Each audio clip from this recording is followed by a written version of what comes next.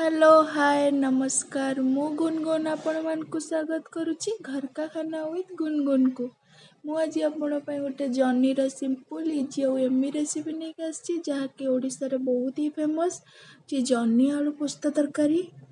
यह बनैबा बहुत ही सहज।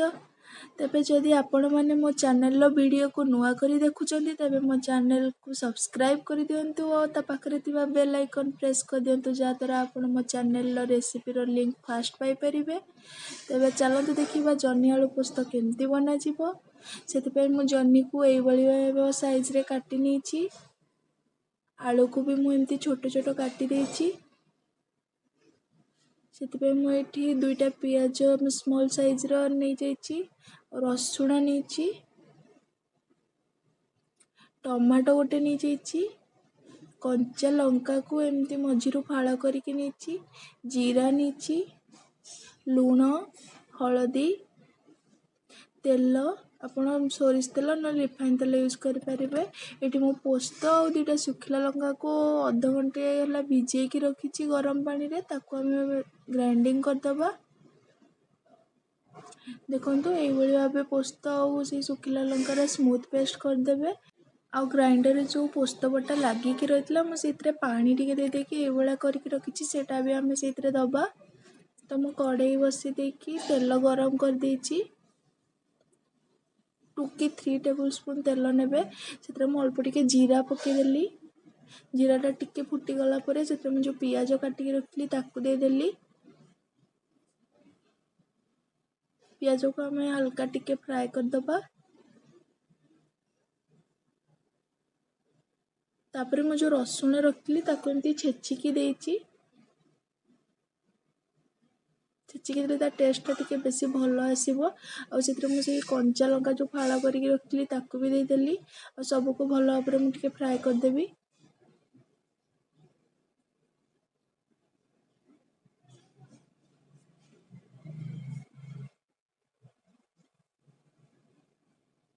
तापरे हमें सेतरे जो आलू हमें काटिकी रखिथिले सेटा सेतरे दे दबा। काहेकि ना आलूटा सिझिबा पई टिके टाइम लागिबो सेति पई हमें फर्स्ट आलू को पके दबा सेतरे।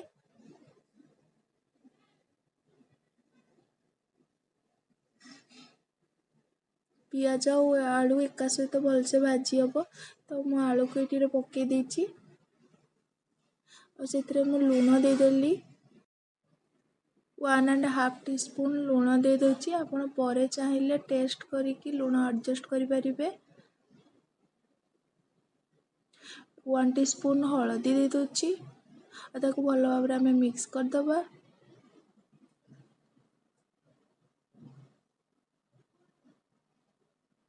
तो हमें याको कवर करिकी आलू को 60 रु 70% सिझिबा पई दबा। तापर हमें जन्ही सहित मिसेकी ताको एकाथरे पुणी आउथरे फ्राई करिबा। तो एमती कवर करि देबे।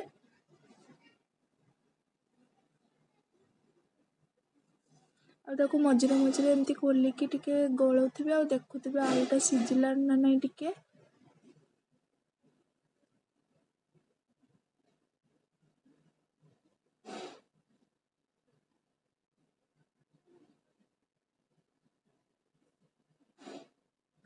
आपण एमती खड़िकारे चापिकी देखिबे आलूटा को सिझिछि ना नै। देखंतु मु जो भली भाबे देखुछि तो देखंतु आलू हमर टिके सिझि गलानी। तो एबे हमें जन्ही को सेतरे दे दबा।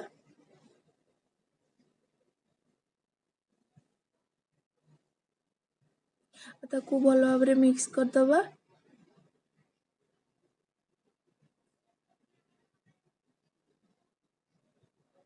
तापरे हमें जो पोस्तो बाटिकी रखिथिले ताको हमें आपरे दे दबा।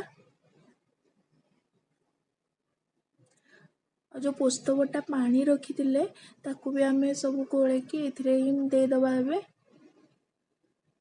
बस ये पोस्तर पानी ही देबे अलगा पानी एबे देबेनी।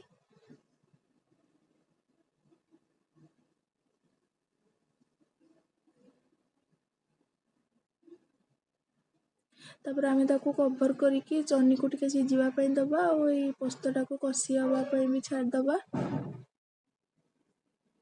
आ ताको मझिरे मझिरे कवर खोलिकी एमती टिके गोळौथिबे नले तळे लागि जिवो।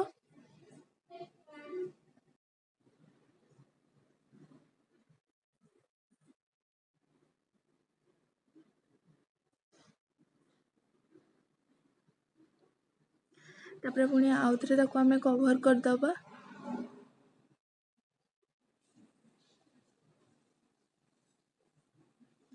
यहाँ एमती जर्नीटा हाँपाई आमको 15 मिनिट पाखापाखि लगे।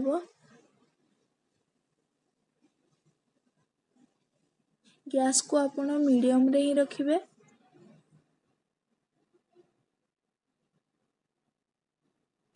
एबे आमे से टमाटो देदबा। जर्नीटा अधा सीझी गलानी तो से आम ए टमाटो देदबा आ ताकू मिक्स करदबा।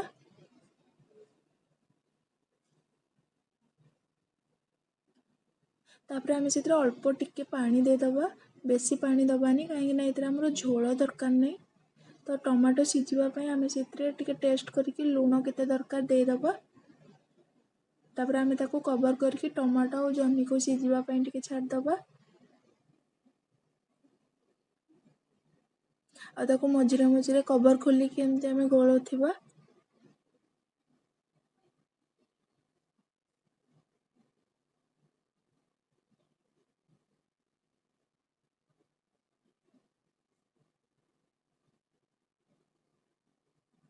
जो पानी देते से फुटी फुटी ही कम हे तादरे ता टेस्ट बहुत भल आसीबो।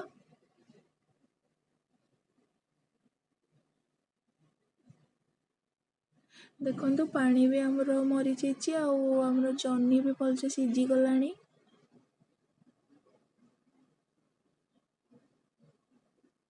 देखिया भी केते सुंदर देखा जाउची।